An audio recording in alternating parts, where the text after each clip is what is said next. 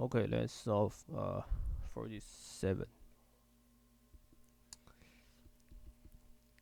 F be a constant unit force that parallel to a vector. Okay, so F is proportional to minus 1, 0, 1. And F is unit vector, so you do the normalization. So F should be this one. Square 1 over square root of 2. And we have R is t squared t cube. And ask you about in the work.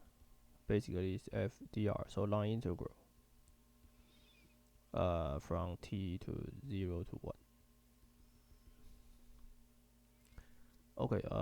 So the dr dt is just 1, 2t, 3t squared. And we do the inner product of this f dot dr.